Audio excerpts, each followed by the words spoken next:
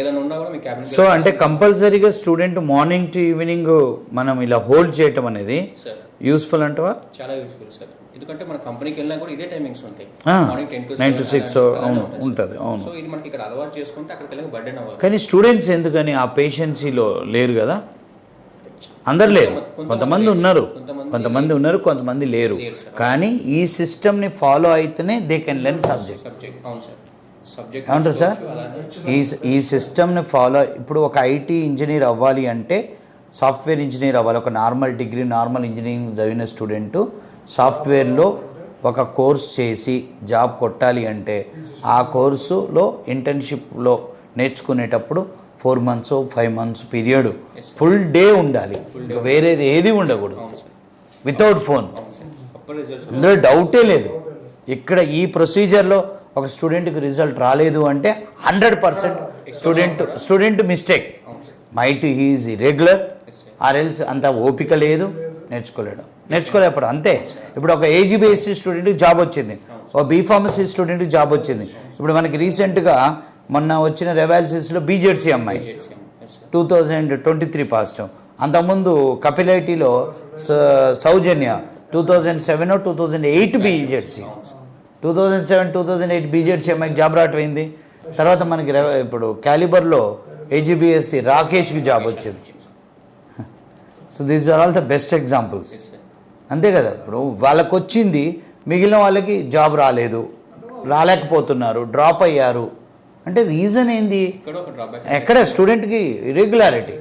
ఇప్పుడు 2 నెలలు ఇక్కడ రెగ్యులర్గా రావటం అనేది జరిగితే ఖచ్చితంగా డెఫినెట్గా will get what job. And స్టూడెంట్కి కూడా పేషెన్సీ ఉండాలి. పేషెన్సీ సార్, ఇక్కడ పేషెన్సీ లేకుండా 20-30 ఇంటర్వ్యూలు అటెండ్ అయ్యే ఓపిక లేకపోతే డెఫినెట్గా ఇండస్ట్రీకి ఒకవేళ లక్కులో వెళ్ళినా కానీ ఈ కాంట్ సర్వైవ్. రెండోది అంటే నెంబర్ ఆఫ్ ఇంటర్వ్యూస్ పెరుగుతున్న కొద్దీ డెఫినెట్గా subject will get what update అవుతుంది. సో డెఫినెట్గా ఒక కపుల్ ఆఫ్ మంత్స్ అయితే స్టూడెంట్ ఫుల్ టైం ఉండాలి. అది 4 months 8 months అనేది డిపెండ్స్ అపాన్ ద స్టూడెంట్, అతని బ్యాక్గ్రౌండ్, అతని ఇది అంతే. రైట్. ప్రతిరోజు అంటే ఇంటర్వ్యూసే కాదు, జాయిన్ అయిన రోజు నుంచి except Sunday to be regular.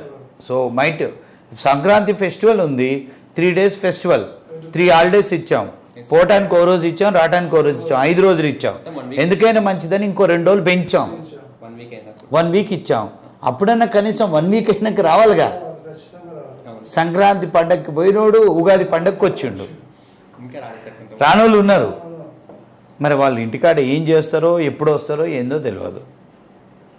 అంతేనా సార్? ఏమంటారు రాహుల్, ఏమంటావు? మరి దట్స్ ఇట్. అంటే seriousness is very very important. So you are the best example. 2017-18లో పాస్ అయ్యి నువ్వు ఇంతమందికి మెంటర్షిప్ చేయగలిగావు. ఓపిక ఉండాలి. Patience is the first step for success. And positive thinking అనేది very important.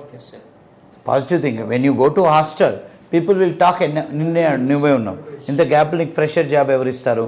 Why don't you go with fake experience? నీకు already previous marketing job salary ఎంత ఉంది? ఉన్నది. ఇప్పుడు నీకు వచ్చిన జాబ్ కూడా అంతేకంటే తక్కువే ఉంది శాలరీ. ఇప్పుడు 2025కి ఎందుకు స్టార్ట్ చేయాలి మళ్ళీ ఐటీ? ఇప్పుడు డెఫినెట్ క్వశ్చన్ ఉంటుంది నీ మైండ్లో, కానీ పక్కన వాళ్ళు అంటారు. బట్ ఉంటుంది. నీకు మార్కెటింగ్లో ఎన్ని సంవత్సరాలు 30కి వచ్చావు? ఫస్ట్ శాలరీ ఎంత ఉంది? సో అంత 3-4 years